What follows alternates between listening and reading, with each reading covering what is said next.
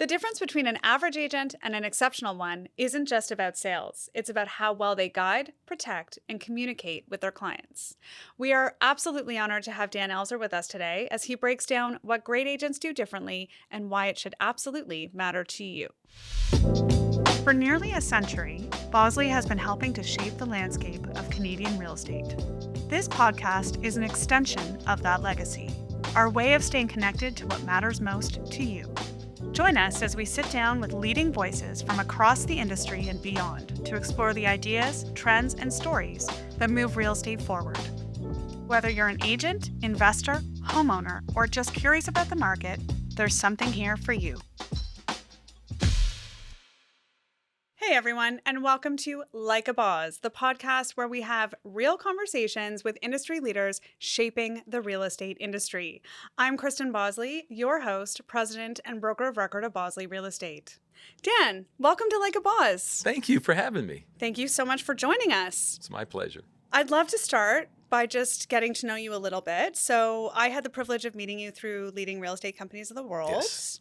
And I'm slightly biased because you have been instrumental in the success of both myself as a leader and where we are as a brokerage today. So tell me, how did you get to where you are today, and what is it exactly that you do? Well, it's a very good question. How I got to where I am today was completely non-planned. I opened my real estate company back in 1988 and had come out of law enforcement. Wasn't sure what I was doing, stumbled miserably in the beginning, but got things figured out, and we built a really great company, sold it at the end of the 90s going into 2000.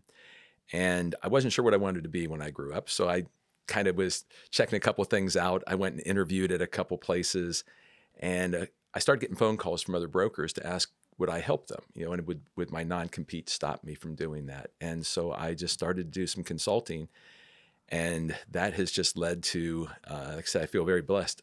It's led to me consulting all over the world in 7 different industries, mainly real estate, doing executive coaching, and I just have a blast at what I do. Okay.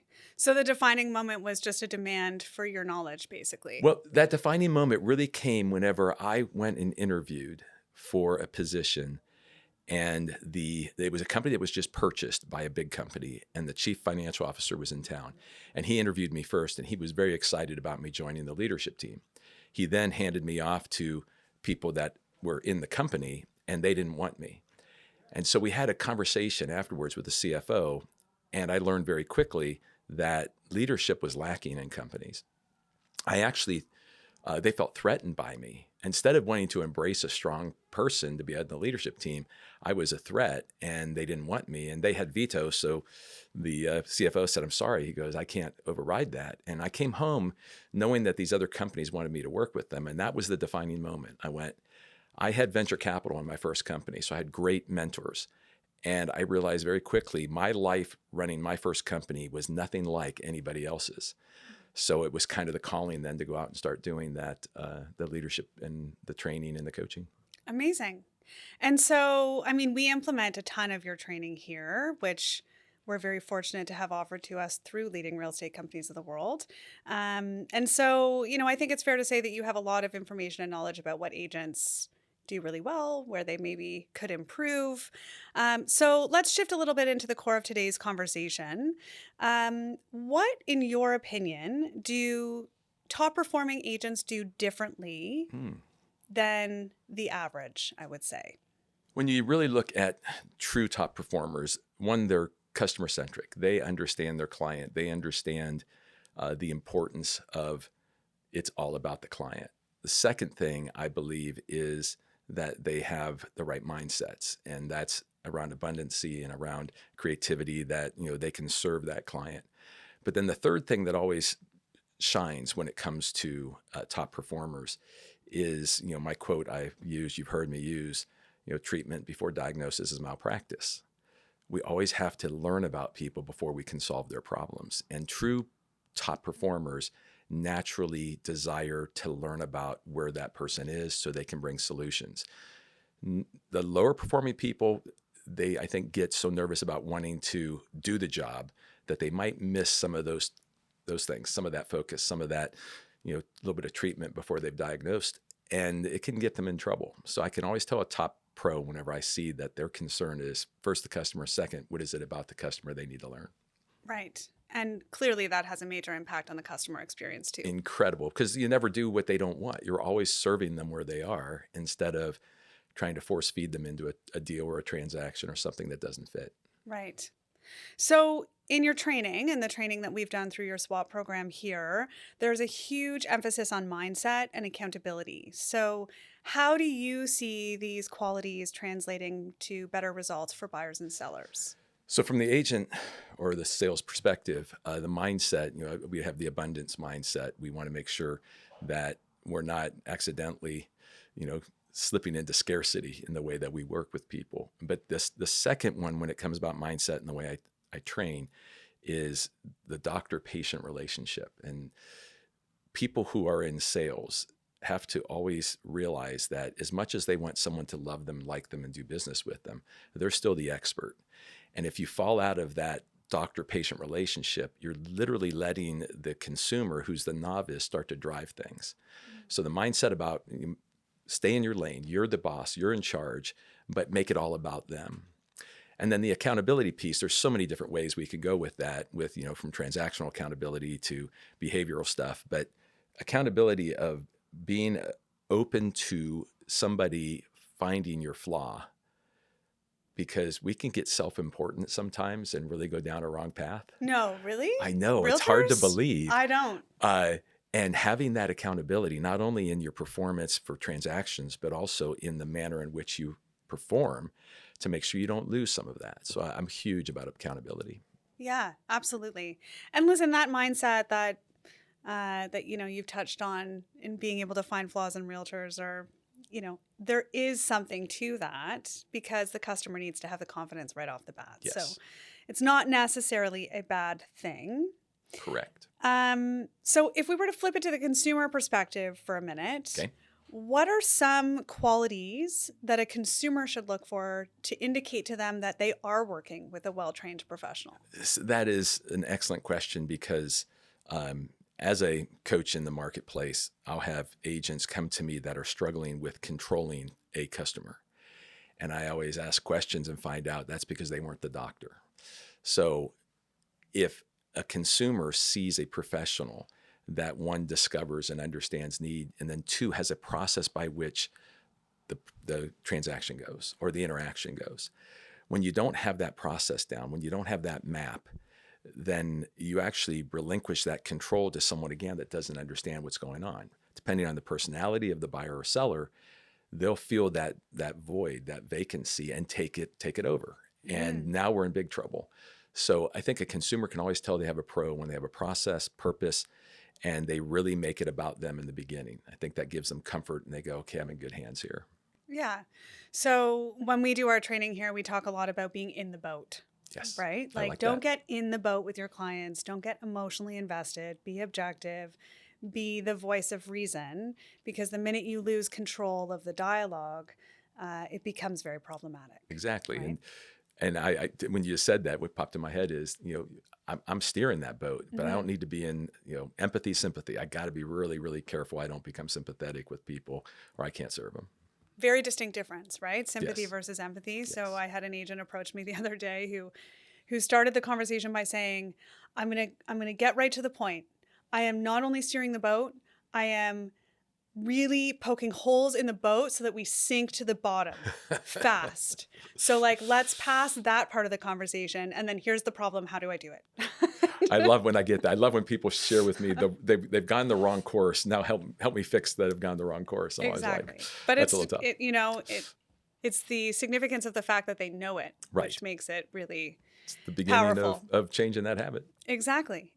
So in your opinion, kind of switching back to the agent lens, Okay. we have been in, I would say, a fairly balanced market for the last little while, with challenges that many agents in this marketplace have not experienced as of yet. So if you were an agent, what would you be focusing on right now to stay relevant and continue delivering value to your clients? First and foremost, because of the market shift, is getting the the real estate professionals back out in the street. It is because of the shift in the market and what you hear in the news and the misinformation out there, the consumer is uncertain.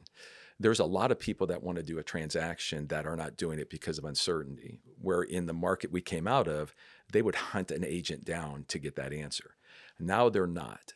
And the agent's not adapting to getting back in the market to be the expert, to be the person to have conversation and solve problems, is creating, I think, the largest gap between performance and non-performance. I have a client, as present like you, who went to buy a piano for his daughter on a ad online. And when he got there, there was a woman whose husband had passed a year ago. The house was half empty, and she said, it took me a year to start selling things. And he started asking her questions, finds out that she's going to sell her house.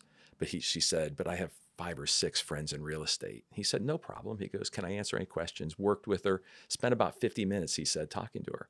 Left, daughter wanted the piano, came back to buy it. And she said, will you list my house?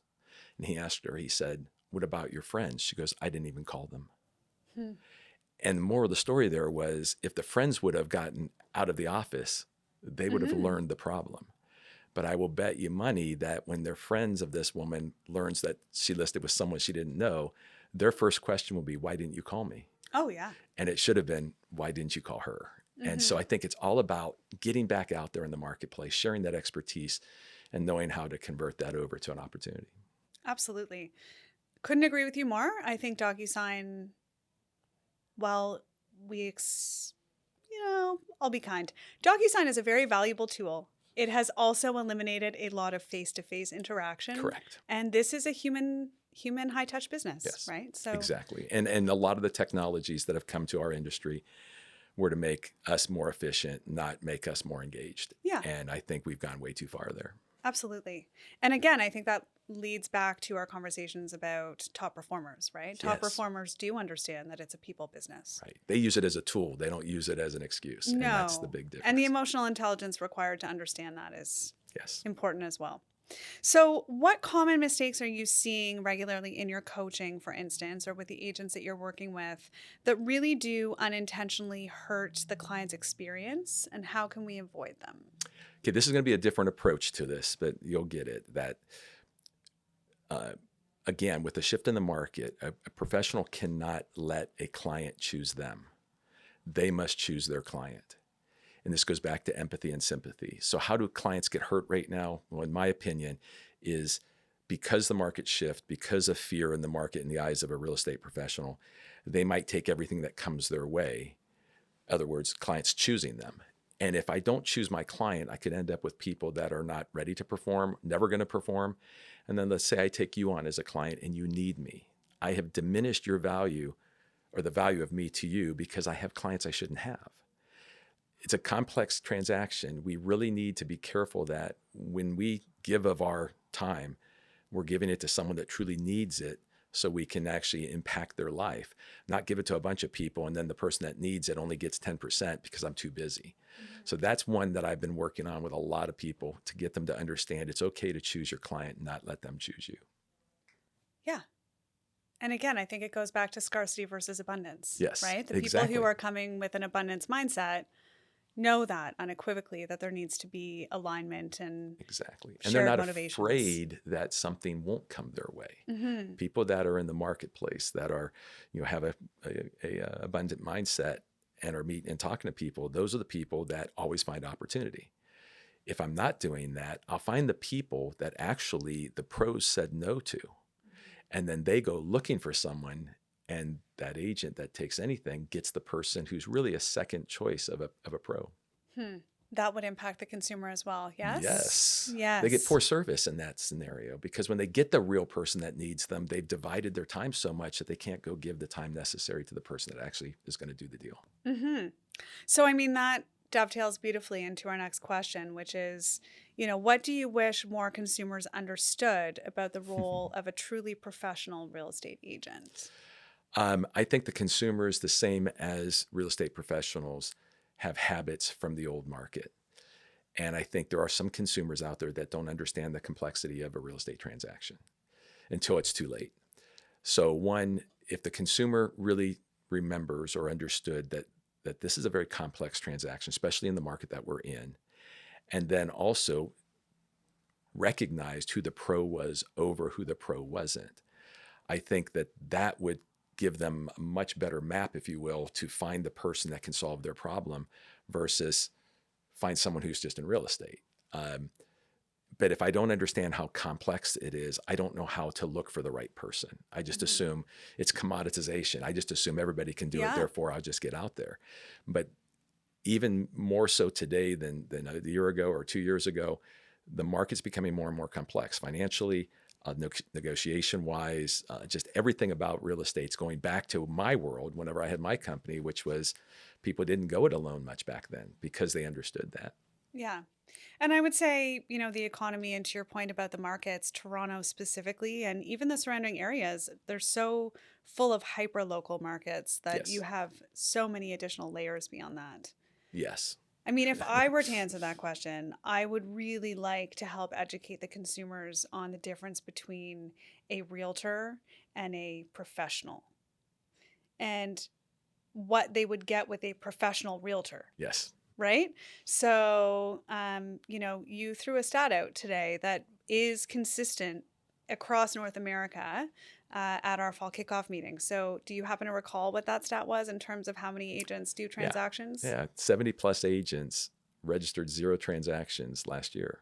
And that's not 70 plus, that's 70%, right? Yes.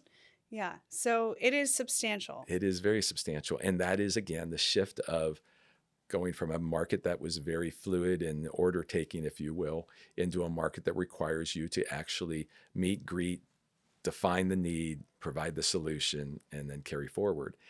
And I go back to, I like how you said the difference between a pro and just someone who has a license, basically. And that, when you talk about that education, I'm going to blend the two. The more we can share with the consumer the complexities of the market, the more they have more pause before moving forward. And I think also the more they understand the complexity, I have better questions of my agent whenever they come to me. And if that agent can't answer those questions, that gives me concern because these are the things I need to solve for. So it's almost like I wish I could train all of them to ask the right questions of the agent, and that would separate the pros from the non-pros. Yeah. When I was in sales, I used to actually go in and sit at the listing table or with my buyer consult and leave them with a list of questions that they should be asking as they continue to interview the right person for them. I love it. For that very reason, right? Yep. I think that people don't know enough about it to know what questions to ask. Yeah. Also, it set up my value proposition beautifully. Of course. Just saying. So, I mean, you have a really unique position in that you ran a real estate brokerage, you sold real estate, so you understand the agent perspective, but now you do spend most of your time focusing on brokerage success, right? So you've worked with many brokerages globally. What do the best offices, Bosley, do to raise the bar? Sorry, guys, I couldn't help it. It just snuck out. It just fell right out of my mouth. Okay, what do the best offices do to raise the bar for both agents and their clients? I think it's two-sided. There's two sides of the coin there. One is culture, environment, leadership, training, support. But on the other side of the coin is about expectation and standard. The best companies that I find have high expectation. They're providing all that stuff. They've got the culture, the environment, they've got the training, but they create kind of like a culture of expectation where people feel that if they didn't go to it, if they aren't participating in it, they're making a mistake. They're being left behind. So high expectation and standards married with great culture, training, support, and great leadership, I think is the winning difference right now for brokerages out there. Amazing. What about accountability? Do you see that from the brokerage level to the agents every so often? That's the part of the standard. And it's hard for real estate organizations, as you know, to come into a standard that you want as a minimum for people performing. And I always show people that, there's all kinds of studies on high expectation raises people to a higher level. They will strive for something they didn't strive for before.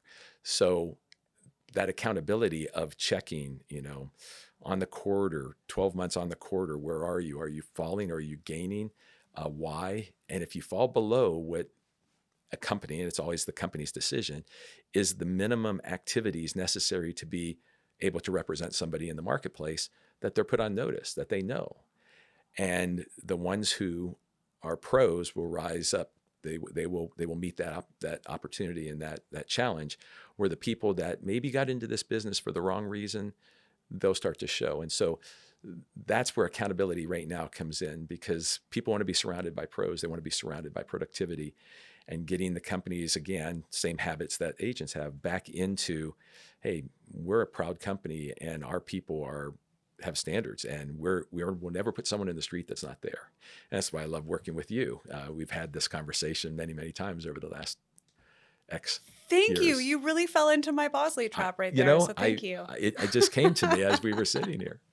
I was laughing as you were telling that story, thinking about, I don't know if you happened to see my panel at the Leading RE conference last year on recruiting and retention. So it was myself and 4 other broker of records, and I was like by far the youngest. And then the person beside me ran a company of 20 agents, and then they're huge companies, right? Thousands and thousands broker of records. So real diverse dichotomy of people on the panel. And I remember I was talking to an entire room full of presidents and brokers of record. There were probably 80 people there from around the globe.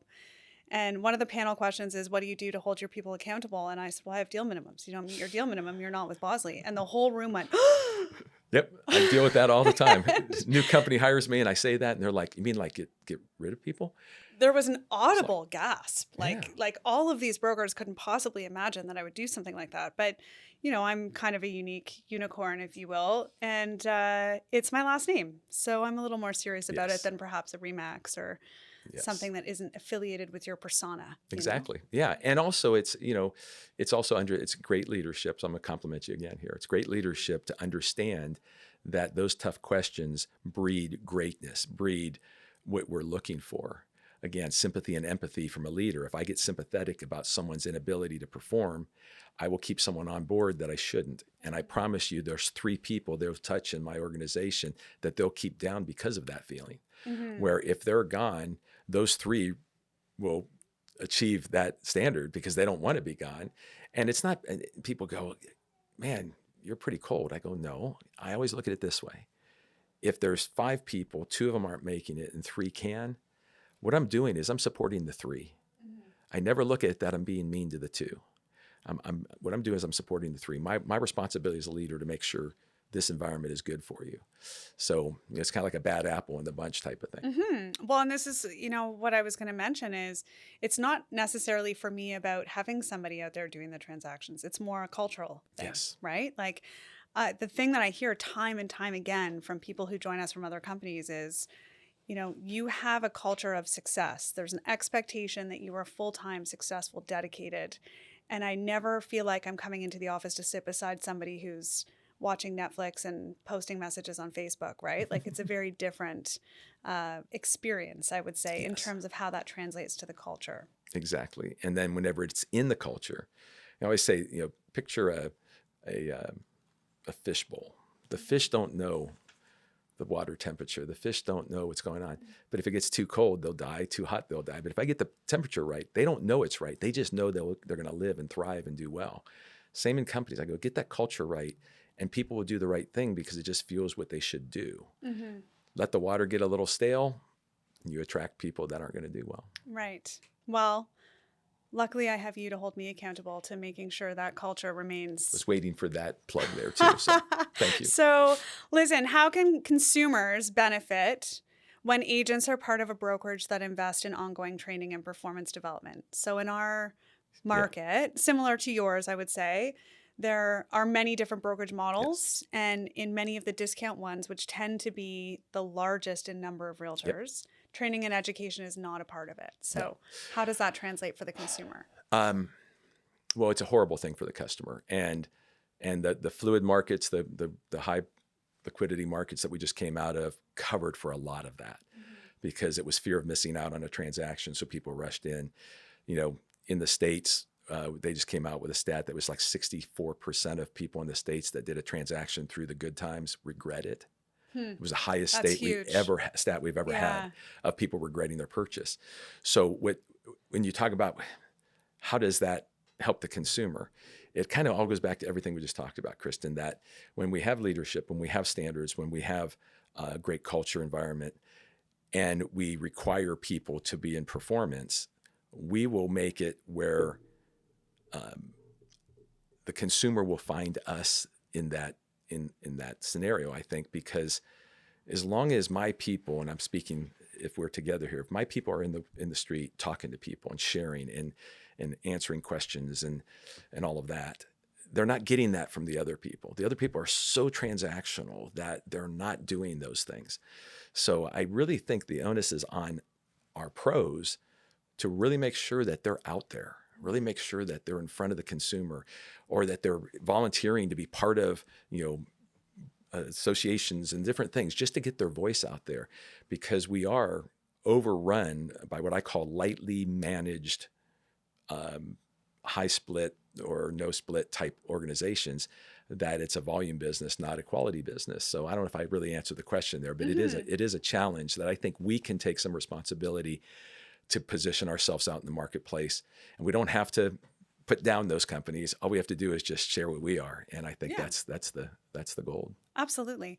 And I find in our market in particular, I know we've had a brief conversation about how the Real Estate Council of Ontario launched its Trust in Real Estate Services Act, which is an entirely new code of conduct. So, where we're seeing that education and training play out is in being able to talk to the consumer about what we're legally required to talk to them about. Half the people still can't describe the paperwork and the types of representation and everything else that we have to go through now. And I think that that's all in our favor. And I see more and more of municipalities and laws being changed that are governing how we work. And I don't like to be overregulated, but I think these are good regulations, because when they hold people accountable, it won't take many people losing their license or getting thrown out of our industry to bring the others in line. And I really think that this is going to be a great thing for the consumer. In the meantime, though, we have to be great leaders, because our people run into people that ignore new law. And so it's one of those leadership things where we have to keep our people engaged.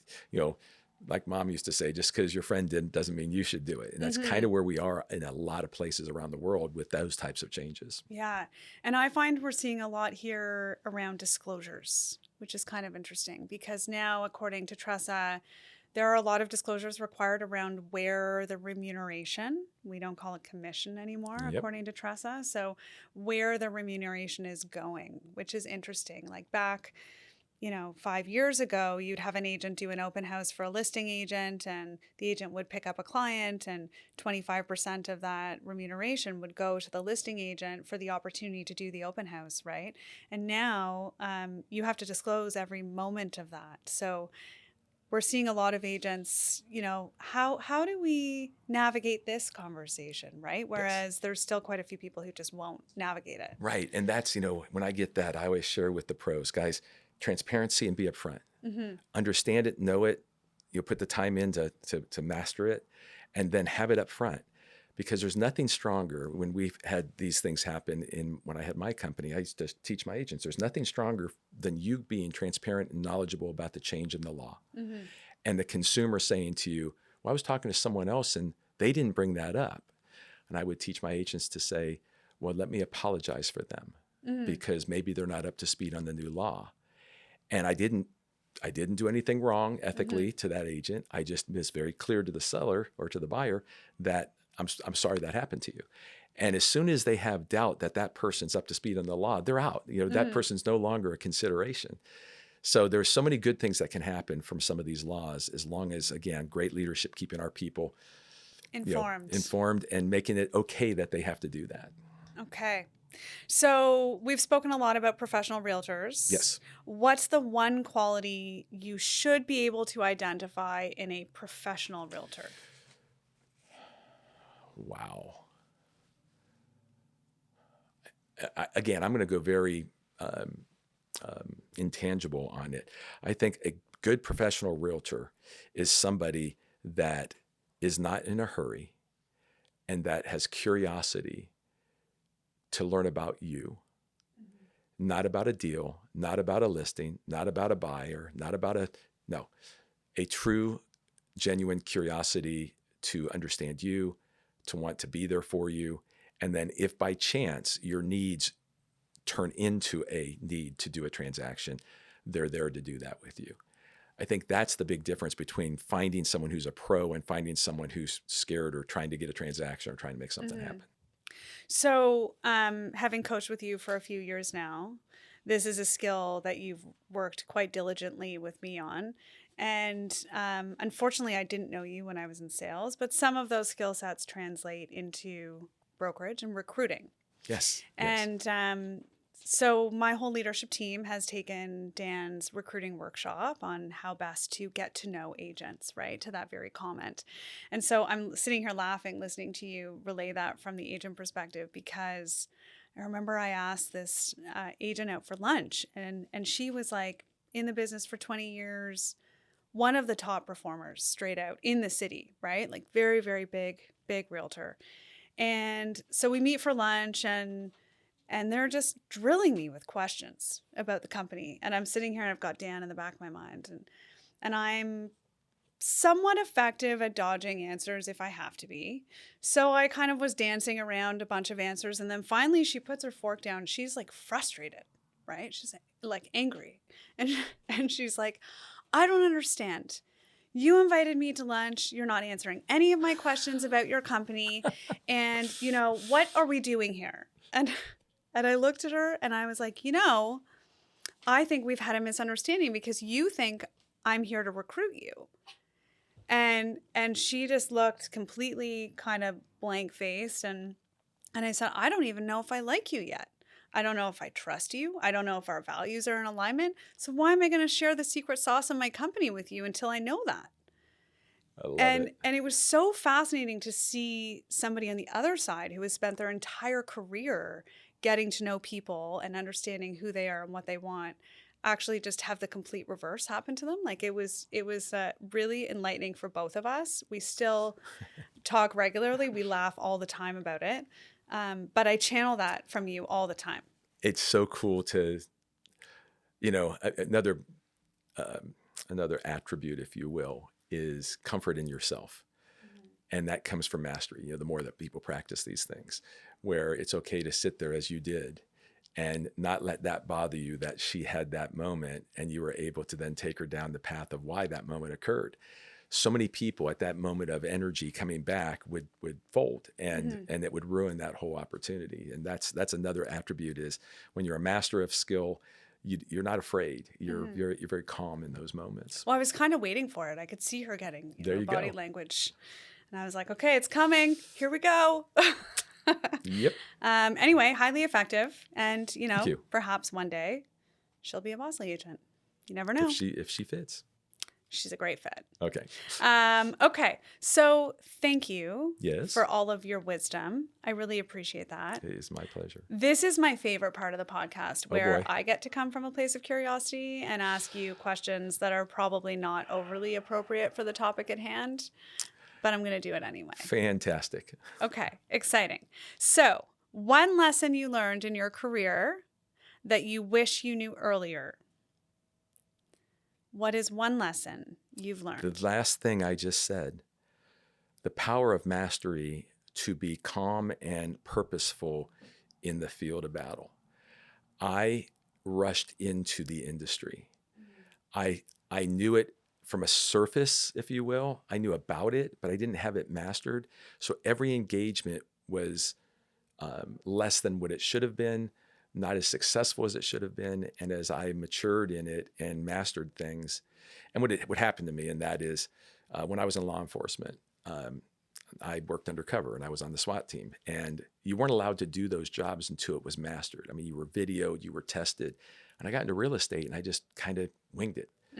And when that clicked in my head and I went and mastered this business, all of a sudden, money was not a problem. Customer service was not a problem.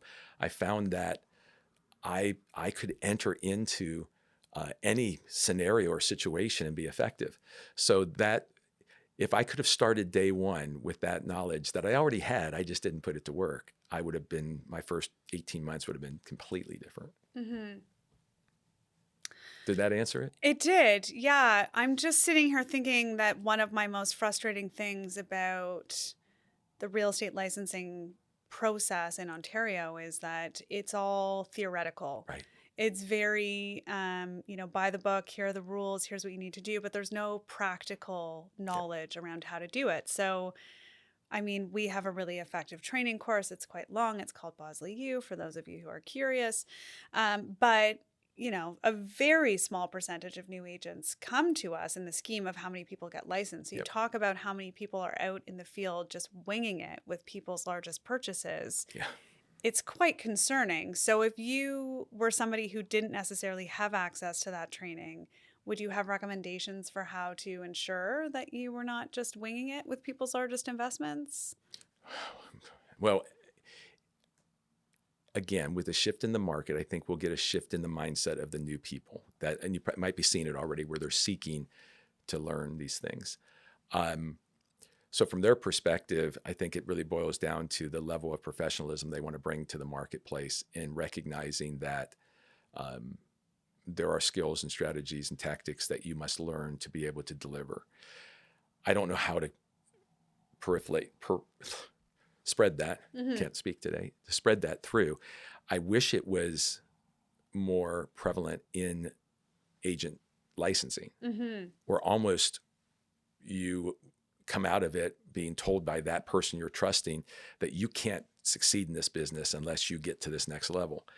I don't think they'll go there. I think they enjoy. I think they make too much money. Yeah, I think they enjoy the turn, Yeah. instead of the truth. And so that's one. Two, going back to my coaching mindset, if an organization is set up with a Bosley U, then it's that creativity in my brain. How do we become a funnel for that? So anyone that leaves that school knows that this is where I have to be to at least be competitive in the marketplace. So there's all kinds of opportunities. We should probably chat about those things. Yeah. Yeah. Yeah, I'm excited about it. I often think about my husband's career. So my husband is an AACI, which is like top level appraiser, although he would get very upset if he heard me call him an appraiser. He does very high commercial development. Anyway, bottom line is, when you're going through your AACI, it's like 4 or 5 years of education. And then you have a 2-year kind of practicum where you have to work under an AACI who signs off on all your work before you can go for the final test. So, I mean, it sure would be nice. I would love that to happen. Right? I would love that to happen. Yeah, it would be really nice to see Yes. that happen here. So anyway, I'm sorry, I digress. I did turn a little bit back into business talk because I was interested. Instead of curiosity. And I was curious. There you go. So what brings you joy? Oh, joy. I am very I love my wife with all my heart. And That's nice. yeah, I hit the jackpot Aw. there. And so joy for me is when my wife and I are on our boat with nothing to do but just relax. Secondary With a to beer that, in hand. of course, Okay. craft beer. Yes. Secondary to that is, and I'm not diminishing my grandchildren, it's just that the joy that they bring is different than the joy I get when it's just my wife and I on the boat. So the secondary to that is when we have all the boys, they're all got all grandsons, and they're all over, and we're either out on the boat or at the house doing something, kind How of many fun. boys? 4. Oh my goodness. Yeah. Yeah, okay. 4 Tom and Ann have grandsons. 4 too. Yeah, yeah. Boys, no girls in this No world girls. anymore. I know. Can't find them. It's crazy. Well, so family. Safe to say family brings you joy. Without a doubt. On your boat. On my boat. Specifically. That's specifically important. You know. Yes. I know it's important because a couple of times we've had to reschedule coaching calls for hurricanes risking your boat. Yes, that Yes. happened. It did happen. Okay. What book is on your current reading list? That's a great question. With the shift in the market, I have all my clients ask this. If we look at what happened over the last decade and a half with how much liquidity was out there, it was a different type of selling. Now we're back to a normal market. So when I talk to my clients, they'll ask, what should I be thinking about? And I go, well, if you've only been in the business for 15, 12, 13 years, you've never experienced what we have. Go back to the 90s and read some books.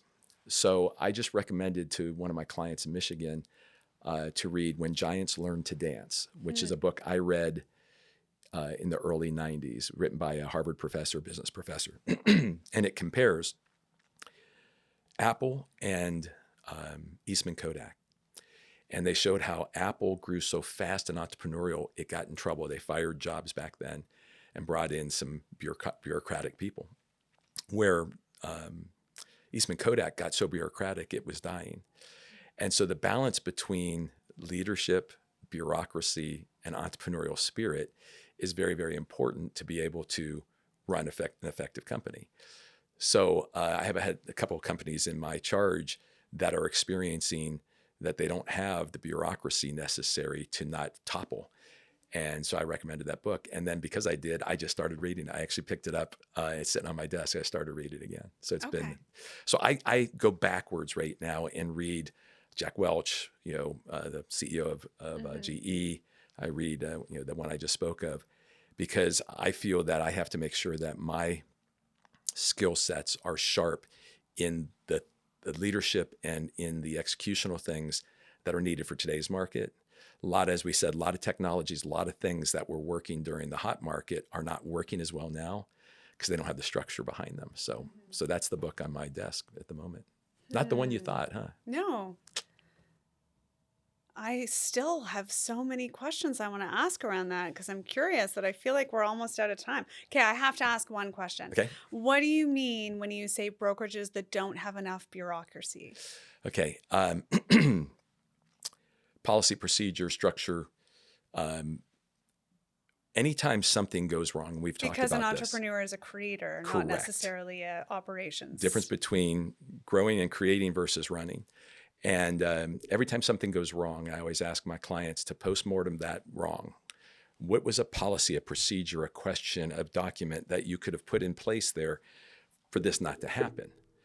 Now, if it's an anomaly, it's okay to leave it. But if it's a recurring thing, when I hear it over and over again, there's no bureaucracy there. You're allowing things to go wrong, which takes capacity, time, emotions, and get you off target. When you might be able to just insert one piece of bureaucracy, one document, one policy, procedure, that never happens again. Or if it happens, it's very rare. So it's being objective for my leaders. I want them to be objective enough to see their own areas that they lost sight of, or maybe just felt it's supposed to be that way and we'll just deal with it, versus, hey, we can fix this. We can put something in place. Okay, great. Thank you for that clarity. You're also welcome. hard to scale when you don't have that stuff in place. Exactly. So, yes. Okay, if you were to do a TED Talk, what would the topic be? My favorite topic for those types of opportunities that are given to me is I live by 10 laws. So I call it life on purpose. Very principle-based in the way I go about life. And the laws are in our company. Everyone that works for me has them. My kids have them. And if I'm on my laws, my life goes in the right direction. If I get off of my laws, they don't. So many times I've either done keynotes or short talks on, those 10 things. And you don't need my 10 things, but you need your 10 things or your 7 things. What are the things that keep you on the course that you want to be on versus allowing emotion, self-doubt, the latest, greatest thing of the day to move you away from what you're trying to accomplish. And it's not so rigid like I live this really rigid life, but having lived them for so long, I actually get a physical reaction if I do something that's not within my laws. It actually bothers me, kind of like running a red light, you're worried that you'll get caught. So I have this gut reaction whenever I violate my laws. So I would share my laws and having a purposeful life. Okay, I think we're supposed to wrap up now, but I really need to know, can you just give me Couple two of the laws, two I'll or give you three a of few. them? I'll give you the first couple. Law number 1 is passion. And passion is that burning desire to get up, get going. You can't stop it. You got to have it. But some people lose passion, and they always look to others for passion. Law number 2 is vision. More specifically, having defined, written, short-term goals, not the long-term. I'm talking short. It can be as short as a day, a week, a month. When you have a short-term goal, that is fuel for passion. Whenever you lose passion, you usually don't have a goal. You usually aren't striving for something. Third one is give energy, don't take it. We all know the person that sucks the energy out of the room. I have to give energy. My wife knows if I go through a drive-through with a teenager and they're not in a good mood, she knows we ain't leaving until they're in a good mood. I just have to give energy. And then my next two, which are very key to my success, is tenacity. I call it my best friend. Never, ever quit. And then creativity. There's always a way. You just got to find it. So there's the first ones. What a powerful way to end that segment. Thank you. It is my pleasure. Really It's an honor. appreciate it. Thank you so much for being here, for sharing your story and your insights with us. It's been a real pleasure. And, I hope we can do it again soon. Me as well. Thanks so much. Okay. Until next time, I'm Christan Bosley with Like a Boss. Thanks so much for tuning in. If you enjoyed today's episode, be sure to subscribe, leave a review, and share it with someone who might find it valuable. We've got more conversations coming your way with incredible guests across design, finance, wellness, tech, and more, all through the lens of real estate. A special thank you to our set design sponsors, Stage Right.